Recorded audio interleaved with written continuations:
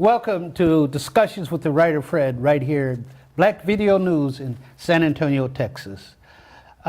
Today we're going to discuss the whole concept of Pan-Africanism because this weekend here in San Antonio we have a Pan-African Cultural Festival over at the Carver Library, and we're going to talk about that in just a minute. But first, I want to introduce my guests. Brother Andar Mott, who has been with me before, Yes, is the organizer for the Pan-African Cultural Festival and also quite an actor. Yes, he sir. does a one-person act on Brother Malcolm. Yes, sir. And someday we're going to have a show on that. Yes, okay, talk about the Brother Malcolm. Yes, sir. I Okay. appreciate it. Yeah. And also with us is Nadine Watawati, right? sir. Am I close? Yes, sir. Okay, good. And she's founder of Women Development Initiative here in San Antonio, Texas. And maybe we'll take a second. You can tell our audience what that's all about. But right now, I want to read to my viewers a piece that Brother Anda gave me about Pan-Africanism. And it says, Pan-Africanism is a worldwide movement that aims to encourage and strengthen bonds of solidarity between all indigenous and diasporan ethnic groups of sub-Saharan African descent. Pan-Africanists believe that solidarity will enable the continent to fulfill its potential to independently provide for all its people. Crucially, an all-African alliance would empower African people globally. So my question, Brother Andar, and to Sister Nadine, is how? How will this bring us all together? What's the plan, or is there a plan? Well, it's an idea, it's a philosophy. Mm-hmm. And the idea says that we're more powerful united than divided and separated. So Pan-Africanism, meaning pan, all people of African descent coming together, not in the sense of a physical location, but in the sense of identifying ourselves on one hand as African people, as descendants of Africa, and then doing that which is in the best interest of African people worldwide. So as you know, we have African people all over the earth. Everywhere, all yeah. over the world. We're out there. And the idea is that what we want to do and what we need to do, I think, in the Pan-African movement is to be able to first identify if we are in Jamaica, we are African Jamaicans. We are African Americans. We're African Brazilians. So wherever we are, we must identify ourselves as an African people. So once we embrace that identification, then, and of course it takes work, because then we have to have knowledge of ourselves. We have to have appreciation for what Africa has been since the beginning of time, and the rich history and culture of Africa, which we all are part of. So I think the idea is that, once again, is that we need the unity of mind and working together in respect of each other all over the earth, understanding that we all can contribute something. And I think, you know, that's the idea with the Pan-African Cultural Festival, bringing us together, and also with the luncheon that's going to be coming with the African Union ambassador. Okay. So I know we're going to talk about that a little bit later, but my sister. Go ahead, Sister Nadine. Yeah, when we talk about Pan-African Festival, like Brother Adar said, this is just to unite us, to bring us together, to give us a little bit of knowledge of the continent, what's going on, where we come from, our own history. And it's for us also to learn our history through us, written by us, not written by somebody else, you know. So, like my brother also say, we are everywhere in the world. A lot of us do not know our culture. A lot of us are lost. So this Pan-African conversation will help us know who we are and will help us unite. When you talk about know our culture, aren't there distinct cultures in Africa itself? Nigeria, Ghana? There's something distinct about them other than just they're all African. Am I correct? Yeah. Well, I mean, you can look at it from the perspective of the languages. There are over 2,000 different languages spoken in Africa. And you have over 50 countries on the continent of Africa. But the fact is that we are all people of African descent. So when people see us in the world, they really see African people or people, black people. But the thing is Stephen Biko was basically has said that it's really not the color that makes us African or black, it's the mind of how we think and see ourselves, and when we work in the best interest of us as a people, that makes us African.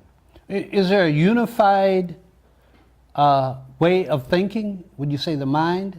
Is there a unified way of thinking, or are there diverse ways of thinking? I think there's something that kind of unite us, and then also every tribe has their own way of doing things. But there's actually one thing I think that do unite us. I can give an example, family. We are very family oriented. That's one thing that most African people do. And then like the bride price. That's when you get married, you want to marry a woman, you have to pay a bride price. And that still exists? Yes. Okay.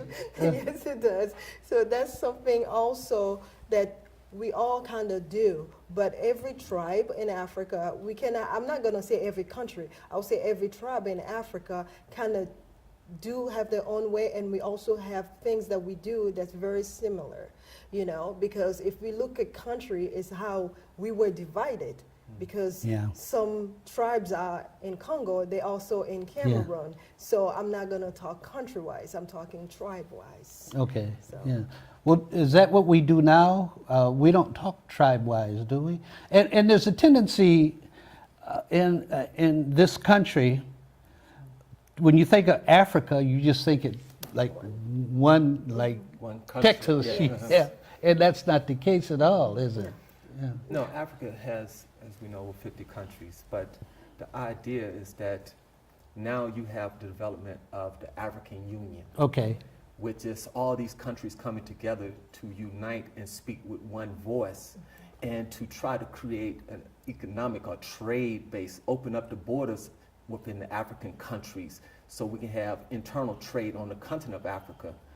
But I think the thing is that it's important that we kind of understand what has taken place during slavery and colonization. Basically, Africa was carved up. Yeah.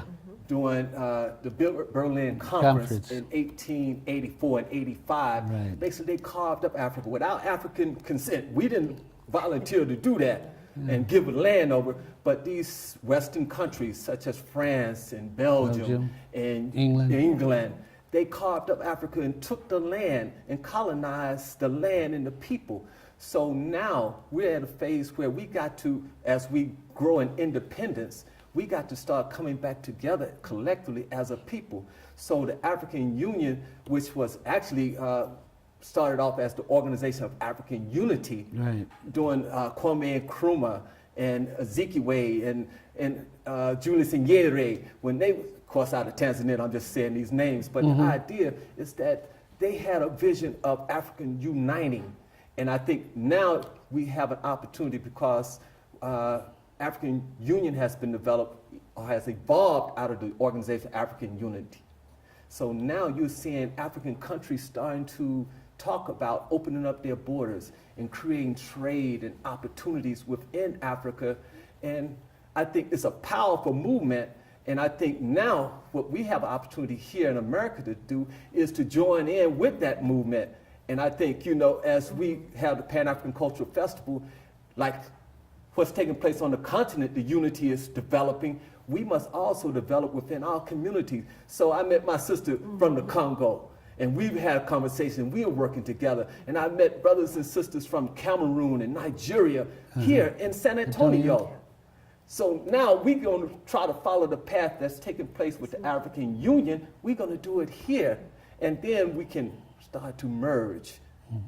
How successful are you, when you mention that, it reminds me when I was teaching at UTSA, and some of the African students came to me and said, we want to have a closer association with the African American students here, but they don't want to. They shun us. and there is a division. Have you been able to deal with that? You still see that as a problem? I think you just have to find people. Me personally, I mean, it's a blessing that I found Brother Otto. I mean, I believe in what he does, and he believes in There's what not a lot of him no, around. there is not. And he made me see things a little bit differently, you know, and he made me also see African American in a different way, you know, because from him, I understand that the dialogue is very important. Why they not communicate? Why the other group do not want to open? Why African American don't want to open a group? I mean, open the door to have the conversation. They need to find time to talk and to find out, okay, what is it about us that pushing you away? You know. So me personally, with Brother Otto, I respect his knowledge and. Really, and I wanted to be involved in whatever he was doing because as an African, I was like, man, he knows more than I do about Africa. So let me learn from him and let me talk about him to other Africans to really get involved and to want to have a conversation with African American. Well, there is, I imagine, still a prejudice on both sides. Yes. When I was a kid, which was long time ago, I'm not ashamed of it now because I didn't know any better. I'd go see a Tarzan movie and pull for the white man to whip all the Africans and really believe here this white man could go into Africa and get along with everybody better than the Africans can. Yeah, and so all us black kids in the movie theater were pulling for Tarzan, and that's a tragedy what they did. That's a tragedy because that's where we develop these ideas, misconceptions about Africa. But then on the other hand, I remember when I lived in D.C., Africa could be driving a cab, and I would be here wanting a cab. It'd be a white man up here. He'll go up to the white man. So I think there's prejudices on both sides. Yes. Yeah. So you're gonna go ahead. And I think you're touching on something that really we need to open up as part of our conversation and dialogue. And that's why we have the Pan-African Conversation. What you just said is that we have been miseducated. Oh, absolutely. Here in America, on the continent, and around the world, we have been fed somebody else's illusion of us in the world. So yes, the Tarzan movie, Feed Africa, the poverty. So that's what people see projected in the world, but what we found in our conversation, that's not the reality of us as a people. So we're saying that we have to sit down face to face and talk to each other and get beyond perceptions of somebody else's projection of us and talk to us and see each other for who we are. I mean, I know my sister is beautiful, she's intelligent, she's strong, she's doing good work in the community, and I know many other people are doing those things. So we're gonna have to have that conversation. And I think, and it's crucial because right now, you know, we have the Pan-African Cultural Festival, and what we have found, and this will be the 4th year, is that brothers and sisters from all over the country, all over the world, is coming to the festival and enjoying the cultural experience. I mean, we have the drumming, the dancing, we have, you know, the food enjoyment. Right. But the idea is also a crucial thing that we do is that we have the conversation. We get to talk to each other. Because if we're going to break through this perception somebody else has created of us, we're going to have to talk to each other and really appreciate what all of us bring to the table. So in other words, it has to be more than just a one-day thing, then you go home. No, definitely. You have to establish an understanding and a relationship. That's right. Yeah. That's right. So let's take a break. When we come back, we will talk about the festival coming up here in San Antonio. We'll be right back with you. Marie, you have prediabetes. Prediabetes? I don't have time to eat right or exercise. I'm a busy mom. Oh, you're a busy mom. Yeah. This is great news. Busy moms never get prediabetes. Wait, what? Let me just... Yeah, this is all the people at risk for prediabetes, and way over here, busy moms. No?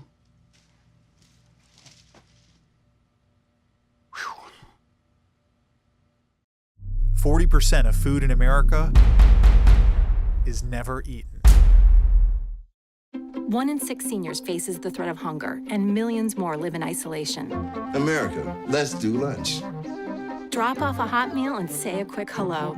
Volunteer for Meals on Wheels by donating your lunch break at americaletsdolunch.org. Do you want to retire like a champ? Just like legendary basketball star Uncle Drew? Don't do him like that, Uncle Drew! You're already acing the game. You've got your dream ride. Don't be slamming my door. Sorry about that. You just did the same. Gotta get the boys. Your dream vacation and your dream team. And now you can make your retirement just as legendary. I get buckets. Get the tips you need to get on track at aceyourretirement.org. Observe a domesticated human family in their natural habitat, known to their species as the backyard. Hey, you think I should light it now? I think it's good. Yeah? Oh dear, someone is about to burn a pile of debris that's too tall, which can start a wildfire. Wait, could it be? Blimey, it is. It's Smokey. It's Smokey Bear. What a legend. Hey, it's Smokey. Sorry, it was too high. Right. Watch as he astutely ensures that there's no wind, and how he removes some of the debris to create a smaller, safer burning pile. No, you said make it bigger, baby. The bigger, the better. Take note of our fearless furry friend here, humans. I appreciate it. Fist bump. Watching you. Smokey's done it again. Bye, Smokey. Only you can prevent wildfires.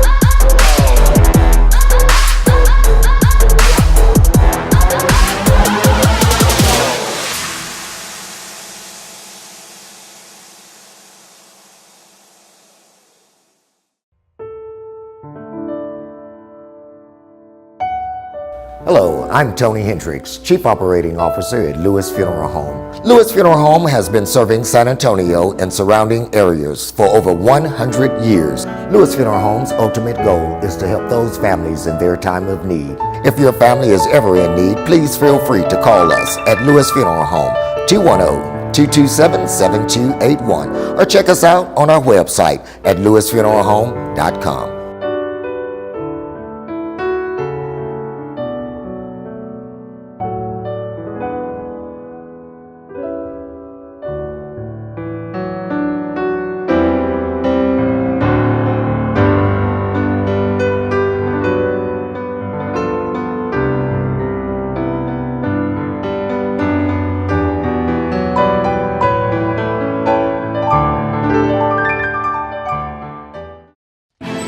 Nothing to do this week?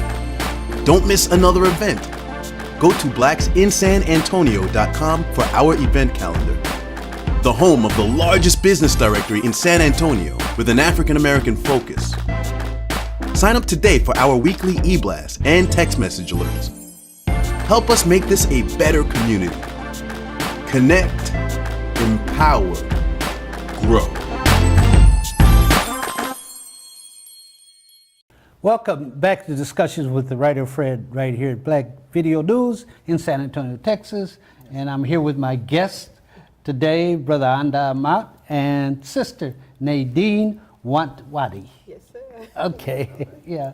So you have a big event coming up this week and the following week, don't you? Yes, sir. We have two events that really highlight the Pan-African Cultural Festival this year. First one is going to take place on Saturday, May the 4th, from 10:30 to 5 p.m. at the Carver Library. That event, this will be the 4th annual Pan-African Cultural Festival. We start off the day with a Pan-African Conversation, where we're going to have, of course, my sister Nadine, and we're going to have brothers from Congo, from the Cameroon, from Barbados, and other parts of the world. And we're just going to have a dialogue about the importance of us coming together and just speak in open, honest dialogue about the importance of us as a people. Mm-hmm. And then we're going to have a festival, so we're going to have entertainment, we're going to have drumming and dancing, we're going to have the capoeira martial arts demonstration, we're going to have food, we're going to have business, we're going to have art, some art activities for the young people. So it's going to be a fun festival, and it's going to be an opportunity really to celebrate ourselves and our rich cultural heritage. And then we're going to go right into the week, and that Friday, May the 10th, we're going to have a really special luncheon. We're going to have the African Union Ambassador here, Dr. Arikana Chumbori Kwo. She's going to be here, and she's the representative for the AU in the United States. And of course, I don't know, African Union is really made up of the 54 countries in Africa, including, as my brother was sharing, Haiti, so 55. Okay. And she's going to be here and share with us a very important initiative. And she's been traveling the country trying to really encourage us to reconnect with Africa. So she's going to be talking about the Wakanda Project, where there's been land donated by countries like Zimbabwe. And it's another country, but I'll bring that to you. Okay. But the idea is that in this project, they want to build 5-star hotels. They want to build a medical center. They want to build an educational institution where African Americans and people of African descent from around the world, African diaspora, can travel to Africa. And then establishing a credit union. Now, you know what? I'm gonna let the ambassador talk about these things. But the important thing is that this is historic for San Antonio. This will be the first time we've had her here, and of course, it hopefully won't be the last time. Of course, we got some of the city officials coming out. We got the city support for this event, and of course, we got your support for this event. But the idea is this is going to be something really beautiful, and it's going to take place, like I say, May the 10th, Where? which is from 12 p.m. to 2:30 at the Beasley Brown Center here in San Antonio, Texas. Okay. So please go on Eventbrite, get your tickets now, because I mean, What's the cost? It's $40, including lunch. So you get to eat and then hear a very powerful message. So I mean, we're really excited about it. And then, of course, we're going to be going to Austin because they have a U.S. to African conference in Austin the same weekend. So a lot is going on. So, but everything Saturday is free? Yes, sir. Saturday, May the 4th, the Pan-African Cultural Festival at the Carver Library is free and open to, the public. And do we start with the conversation? Yes. That'll be at what? 10:30, Yes. and that'll go till. Usually it takes 2 hours. Yeah, sometimes it's very interesting because sometimes the conversations get so stimulated and so excited that we want to go beyond. It's supposed to be from 10:30 to 12. I know last year we kind of extended that time because the conversation was really going so great and we was learning so much. So now we're going to try to stick with that time, 10:30 to 12, and then we can get people outside to really enjoy the festival. Sister Nadine, you're on the panel. Yes. What are you going to be discussing? It depends. So usually they ask us questions about our experience here and our experience overseas at the continent. So it depends. So it's no one African American is going to be on the panel. No, we do have African American. It's a young lady actually that has traveled. She travels to Africa. Like last year, we had a brother Mustafa Ali who travels to Africa. So what we try to do is mix it up. We try to take those of us here in America who have traveled to Africa, and those who are from the continent, and then those who are from the Caribbean. So we had a young lady from Haiti, and we have a gentleman from Barbados. So, we're everywhere. How are you sponsoring? Do you have a sponsor for this? We are the sponsors. You're the sponsor. Okay. But now, and I must say this, we are looking still for sponsors for the luncheon. Okay. So if you're interested in being a sponsor for the luncheon, definitely reach out to us because we need that. And if you want to be a sponsor for the Pan-African Cultural Festival, you can do that too. So we're not turning down sponsors. If someone wants to be or wants a ticket to the luncheon on the 10th, who do they contact? Well, they can go to Eventbrite, Connecting with Africa luncheon with the ambassador. So they can go there and we have all the information listed and they can purchase their tickets right there. If that's if they want to reach out to us, they can call us at 210. All of us older folks are not that technologically So Nah, no, is we gonna there make- we is gonna there make it very is there easy. easier way for them to get No, a no, ticket? yes, sir. As a matter of fact, if you come out to the festival, we can take care of you then. But at Okay. the same time, you can call us. You can call us at 210-560-3622. 210 560-3622. Okay. And you can call us, and we'll make sure we take care of you. Okay. Are you going to have other entertainment, or is it just a speech? Just a speech by the ambassador? We might have a little surprise. You never Oh, know, okay. you know. Okay. But we're very excited about it. 'Cause Where does she reside? She resides here in America. She's Yeah. originally from Zimbabwe. Okay. But she's a practicing doctor. Right, I saw that. Family practice. And she's been practicing medicine for over 25 years here in America out of, I think, Tennessee.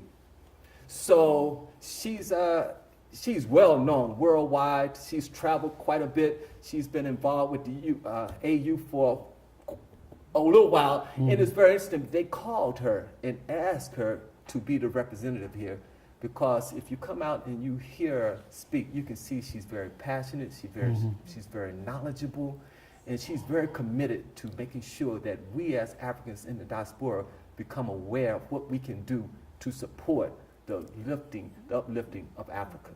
How important is African Americans or this continent to the diaspora and to the African Union?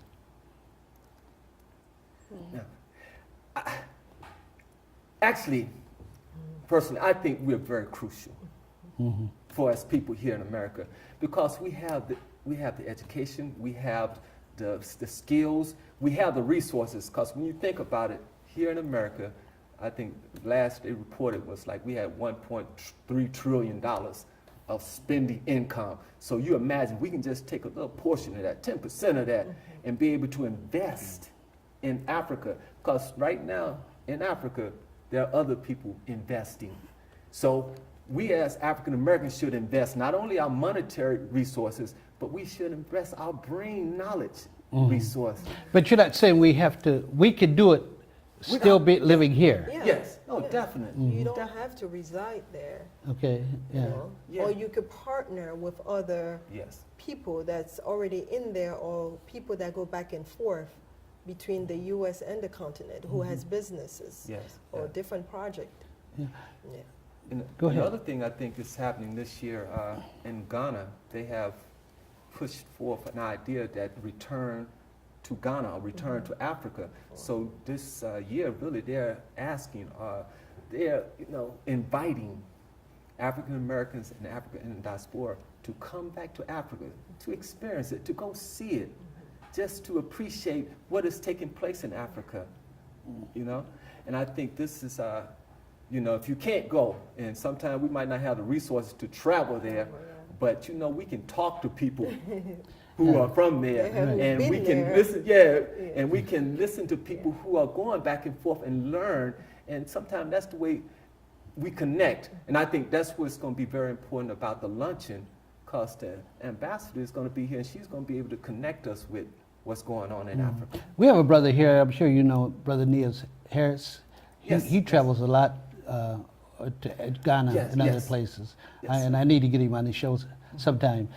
What are some of the activities you're going to have on Saturday after? Okay, we're going to have the panel, then we're going to go outside. There's vendors, there's people selling clothes, selling African jewelry, there's food, African food, everything. There will be, like you say, dance, fashion shows. Oh yeah, we have a fashion This show. going to be a dance group? Yeah, we're going to have dancing, we're going to have African fashion show, we're going to have some drumming, we're going to have the capoeira martial arts, we're going to have a stepping team group.